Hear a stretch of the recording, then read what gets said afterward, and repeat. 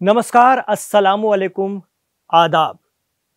आदाब, जी हाँ, जिसके मायने हैं अदब, अदब के मायने में, और अदब की जबान है उर्दू।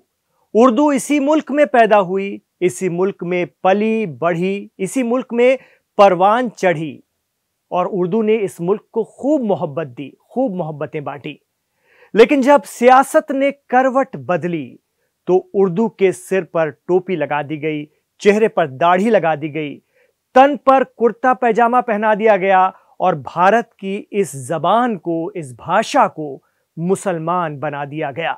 कहते नहीं उर्दू पढ़ाओ इसको, यानी उसको मौलवी बनाना चाहते हैं, कठपुल्ला पर की ओर इसको ले जाना चाहते हैं। ये नहीं चल सकता है। इकबाल अशहर साहब ने कहा था कि क्यों मुझको बनाते हो तासुब का निशाना, मैंने तो कभी खुद को मुसलमान नहीं माना।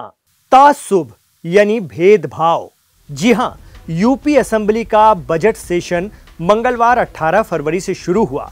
इस बार बजट सेशन से पहले विधानसभा में ऐलान किया गया कि अब असेंबली की कार्रवाई हिंदी के साथ साथ अवधी, ब्रज, भोजपुरी, बुंदेली और अंग्रेजी जबानों या भाषाओं में भी सुनी जा सकेगी।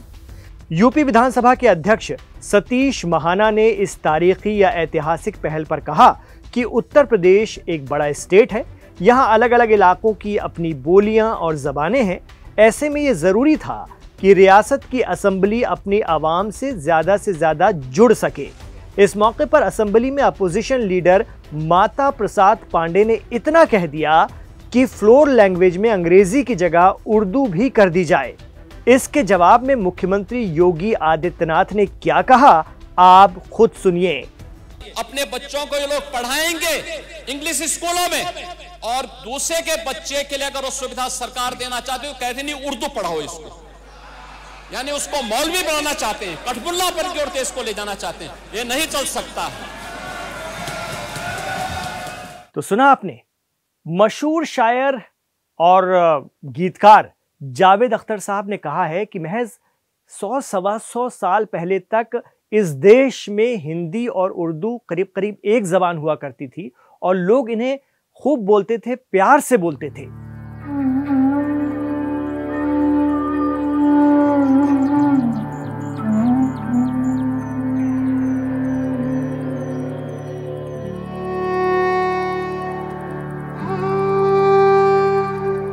जी हां, इसे हिंदुस्तानी जबान कहा जाता है, लेकिन उस वक्त ब्रिटिश हुकूमत ने खास तौर से उत्तर भारत में सांस्कृतिक फूट डालने के लिए इसे बांटना शुरू कर दिया।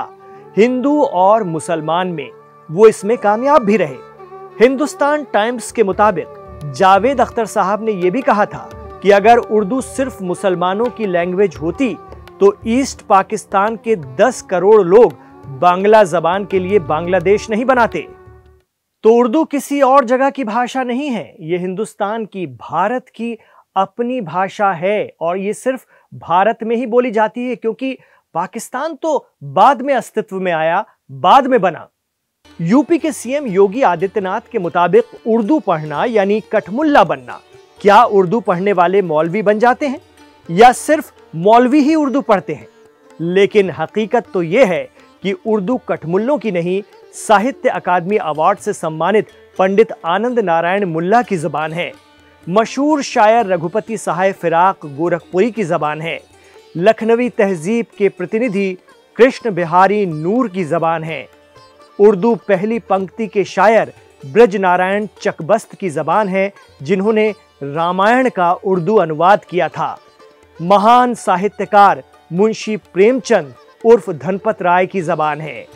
क्रांतिकारी पंडित राम प्रसाद बिस्मिल की जबान है, जो हंसते हंसते फांसी पर चढ़ गए थे। बहुत बड़े स्कॉलर त्रिलोक चंद महरूम की जबान है।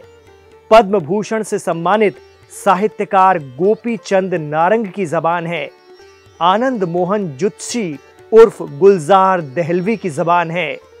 मशहूर कहानीकार राजेंद्र सिंह बेदी की जबान है। स्टोरी राइटर कृष्णचंद्र की जबान है। साहित्य अकादमी से नवाजे गए ज्ञान चंद जैन की जबान है। आम जनता की आवाज बन चुके शायर दुष्यंत कुमार की जबान है और जगन्नाथ आजाद की जबान है। तो ये वो नाम हैं जो मजहब से तो हिंदू रहे, लेकिन इन्होंने कमाल उर्दू में किया। तो क्या उर्दू सिर्फ मुसलमानों की भाषा है, मुसलमानों की जबान है? ये सोचने वाली बात है। और उर्दू सिर्फ और सिर्फ, हम बार बार कह रहे हैं, भारत में बोली जाती है। ये मिडिल ईस्ट में नहीं बोली जाती, कजाकिस्तान में नहीं बोली जाती, उज्बेकिस्तान में नहीं बोली जाती। तो पूरा भारत एक विविध धर्मों का, विविध भाषाओं का देश है और किसी एक भाषा को यहाँ की सर्वश्रेष्ठ भाषा या दूसरी भाषा को यहाँ की कमतर भाषा या उसे किसी धर्म विशेष की भाषा कहना एक संकीर्ण और सांप्रदायिक सोच का नजरिया है। जहाँ तक हिंदी और उर्दू के बीच के संबंधों की बात है तो हमें लगता है कि खरी बोली हिंदी और उर्दू के बीच आपस का संबंध बहुत बेहतर है। खरी बोली हिंदी ही एक तरह से विकसित होकर के आज की हिंदी बनी हुई है और इनकी खरी बोली हिंदी के बीच में और उर्दू के बीच में व्याकरणिक समानताएं, शब्द की समानताएं बहुत अधिक है। उत्तर से लेकर दक्षिण तक अपने अंदाज में, अपनी शैली में, अपनी नफासत के साथ उर्दू सिर्फ भारत में बोली जाती है और यूपी ने तो बाकायदा इसे राज्य की दूसरी सरकारी भाषा का दर्जा दे रखा है। फिर यूपी के सीएम का ये बयान आप कैसे देखते हैं, हमें कमेंट बॉक्स पर जरूर बताएं। तो उत्तर प्रदेश के सीएम योगी आदित्यनाथ के जरिए कही गई इस बात का जो उन्होंने विधानसभा में कही है, उस पर कांग्रेस के लीडर और राज्यसभा के सांसद, साथ ही मशहूर शायर इमरान प्रतापगढ़ी ने अपने ही अंदाज में इस पर अपना रद्दअमल जाहिर किया है, प्रतिक्रिया दी है सोशल मीडिया प्लेटफॉर्म एक्स पर।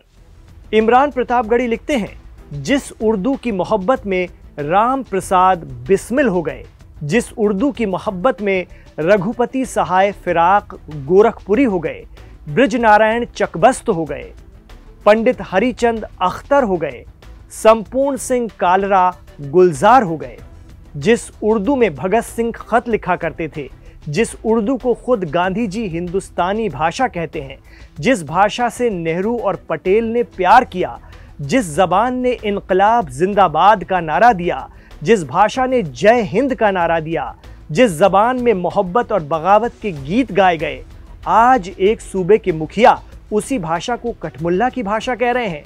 उन्हें कोई बताए कि उर्दू कठमुल्ला की नहीं बल्कि आनंद नारायण मुल्ला की जबान है। प्रतापगढ़ी ने मशहूर शायर और अदीब आनंद नारायण मुल्ला का शेर भी लिखा है, मुल्ला बना दिया है इसे महाजे जंग, एक सुलह का पयाम थी उर्दू ज़बां कभी। समाजवादी पार्टी के राष्ट्रीय अध्यक्ष, सांसद और उत्तर प्रदेश के पूर्व मुख्यमंत्री अखिलेश यादव ने सीएम योगी के विधानसभा में दिए गए इस बयान को हेट स्पीच बताया है। देखिए, जब हेट स्पीच के बारे में एक संस्था ने सर्वे करके बताया तो उसमें भारतीय जनता पार्टी दुनिया में सबसे आगे नजर आई वो पार्टी। और जब लीडर्स का हम वो करेंगे किसने सबसे ज़्यादा हेट स्पीच की दी है, उसमें उत्तर प्रदेश के मुख्यमंत्री सबसे आगे हैं। मुझे लगता है वो गलत भाषा बोलने पर या इस तरह के व्यवहार करने पर उन्हें कोई न कोई मेडल दे रहा है।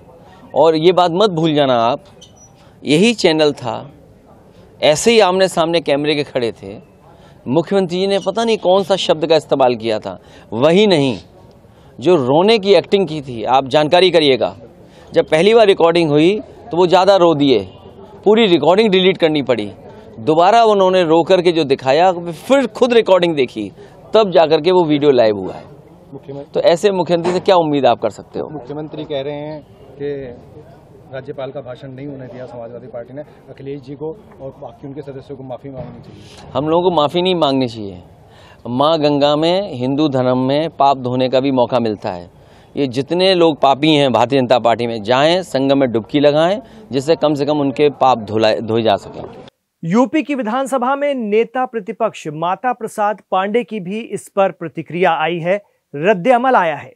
हमने कल कहा था, संस्कृत और उर्दू के लिए कहा था, माननीय मुख्यमंत्री जी संस्कृत तो सुने नहीं, उर्दू पर बड़ा गंभीर आरोप लगाने लगे और ये भी कहा गया था कि ये कठमुल्ला पैदा करते हैं। हम माननीय आपके माध्यम से जानना चाहते हैं, गोरखपुर में एक बहुत बड़े उर्दू के जानकार, उर्दू के कवि रहे हैं रघुपति सहाय फिराक, क्या वो कठमुल्ला थे? क्या मुंशी प्रेमचंद जो आपके नॉर्मल स्कूल में अध्यापक थे गोरखपुर के, उसमें बैठ के उर्दू में उपन्यास लिखे तो कठमुल्ला थे? क्या ये यूनिवर्सिटियों में जो उर्दू विभाग खोला गया है उसके पढ़ने वाले लड़के कठमुल्ला हैं? क्या अरबी फारसी विश्वविद्यालय बना है उसके लोग निकट पढ़ने वाले कठमुल्ला हैं? तो मैं इस शब्द पर आज आपत्ति करता हूं और मैं आपसे कहना चाहता हूं कि अंग्रेजी भाषा हमारी भाषा नहीं। तो आज उर्दू और उससे प्यार करने वालों के लिए जिस तरह की बातें कही जा रही हैं, उसको देखते हुए, उसको समझते हुए तो एक शेर याद आता है। मुलाहिजा कीजिए, देखा था कभी मैंने भी खुशियों का जमाना, अपने ही वतन में हूं आज अकेली, उर्दू है मेरा नाम, मैं खुसरो की पहेली। तो बात करने का हंसी तौर तरीका सीखा, उर्दू के बहाने हमने सलीका सीखा। आप क्या सोचते हैं? हमें कमेंट बॉक्स पर ज़रूर बताइएगा। उर्दू बनी रहेगी, उर्दू लोगों के दिलों में है। जब भी मिठास की बात होगी, उर्दू कही जाएगी, उर्दू बोली जाएगी, उर्दू सुनी जाएगी। हमें बताइएगा आप क्या सोचते हैं। इमरान खान को दीजिए इजाज़त। आखिर तक कनेक्ट रहे हैं तो हमारे इस वीडियो को लाइक कर दीजिए अगर आपको ये पसंद आया हो, और इसे ज़्यादा से ज़्यादा लोगों तक पहुँचाइए, शेयर कीजिए। आपसे ये भी गुजारिश रहेगी, इल्तिजा रहेगी। अपना ख्याल रखिएगा और अपनी दुआओं में हमें याद रखिएगा।